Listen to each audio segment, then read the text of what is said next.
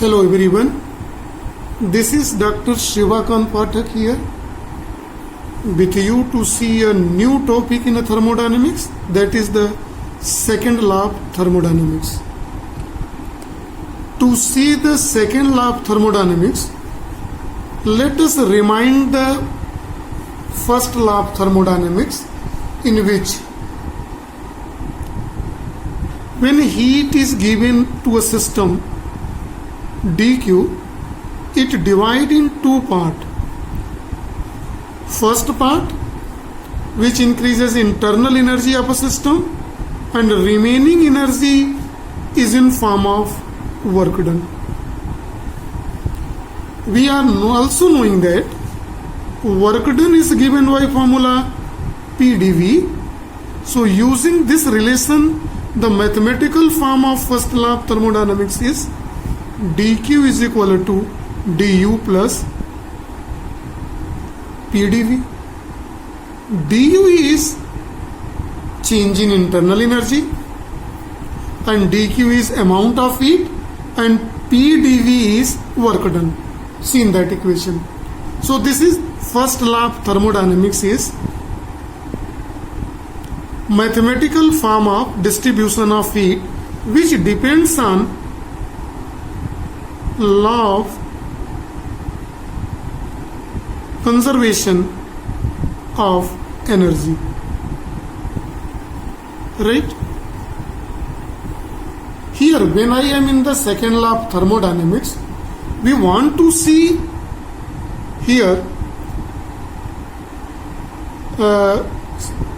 second law of Newton also. There is some relation in the first law of thermodynamics, second law of thermodynamics with Newton's laws of motion. Little explanation of Newton's law of motion. Newton's second law, F is equal to ma, right? This is the second law, mathematical form. Force is a product of mass into acceleration, or force is equal to rate of change of momentum. This is right. This is the mathematical form of a second law. So Newton's second law is a mathematical form and thermodynamics first law is a mathematical form. Newton's first law gives what force does and how much force is from a second law. It's opposite in the Newton's opposite in the law of thermodynamics. The first law gives the mathematical definition of the amount of heat given to system, divides in two parts. Whereas the second law of thermodynamics, same like as the first law of Newton, that is law of inertia, the quality of force, then it is how it is distributed and how a system works, how heat flow, what is the relation between heat energy and work energy. So to see the second law of thermodynamics, second law of thermodynamics is same like as the first law of Newton, that is a law of inertia.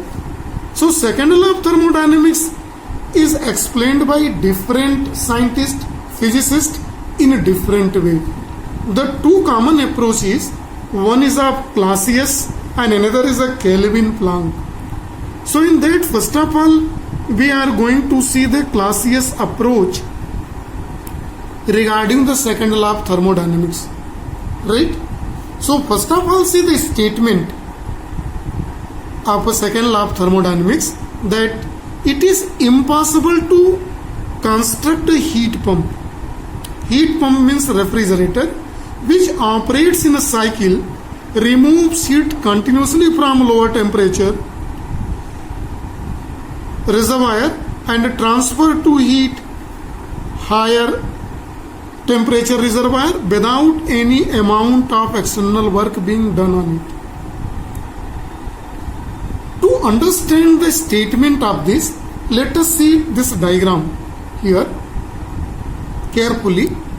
This diagram in which a system which operates in such a way that this heat reservoir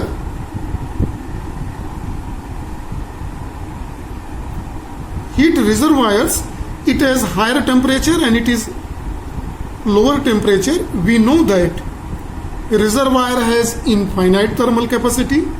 We can take amount of heat without changing its temperature, or when we give the heat also no change in the temperature.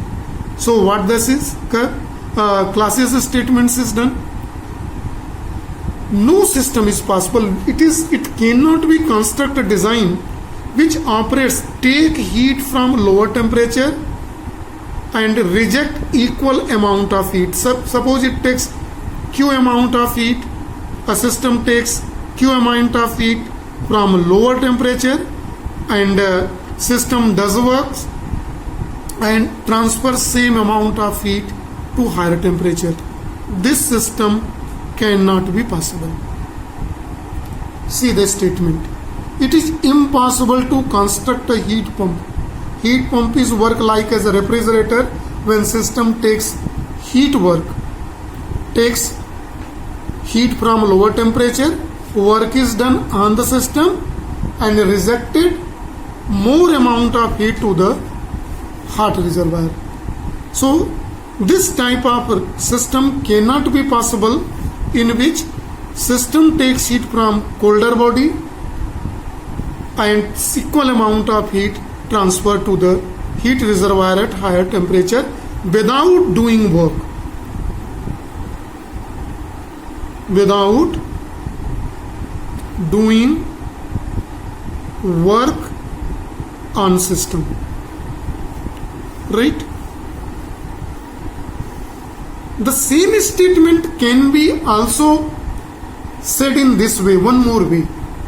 So one more statement of this. No process is possible. Again, it is impossible. It is same like as that. No process is possible whose sole effect is removal of heat from temperature at lower body and absorption of equal amount of heat at higher temperature. Same like that. What does it mean? Q amount of heat absorbed from lower end and rejected to equal amount of heat at higher temperature without doing work on the system. This Clausius statement can be stated in one more way. See carefully. That is, heat cannot itself flow from colder body to hotter body. No possibility of flow of heat from lower temperature to higher temperature. It is impossible to flow of heat from cold body to hot body. Flow of heat, this is impossible. No system is possible. It is impossible to construct a device, engine, which takes heat from flow of heat maintains from lower temperature to hotter temperature, higher temperature. Right? This is the Clausius statement. Right? One more statement is given by Kelvin Planck statement, famous in thermodynamics, to see second law of thermodynamics in a more clear way. Here in second law, this Kelvin Planck statement is also start from same negative word. It is impossible. What is impossible? It is impossible to construct an engine, system, device, engine, instrument which will work in a complete cycle. What does mean of cycle? Takes heat, does work, transfer to doer. Again repeated. So when a system works, said to be in a cycle. Now see the Kelvin Planck statement. It is impossible to construct a device, engine, system which will work in a complete cycle and produce no other effect except then raising of heat and cooling the heat reservoir. No system is possible. We cannot make a system in which without doing work on a system, it decreases the temperature of a cold body, cold reservoir, and gaining of heat. It is totally impossible. We cannot.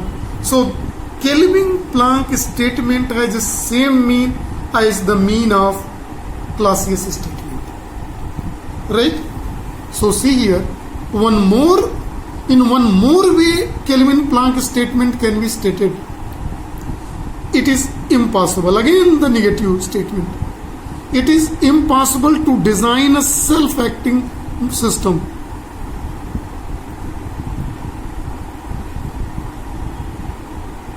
unaided by an external agency which would transfer the heat from lower temperature to higher temperature.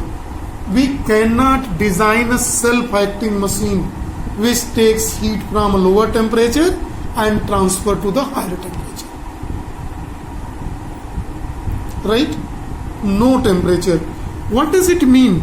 If same amount of heat taken from lower temperature to higher temperature, in that condition the efficiency of a system is 100%. So no system may have efficiency equal to 100%. This is one more statement. No system is possible. Which efficiency? Efficiency of a system is given by formula 1 minus T2 by T1 of a heat engine.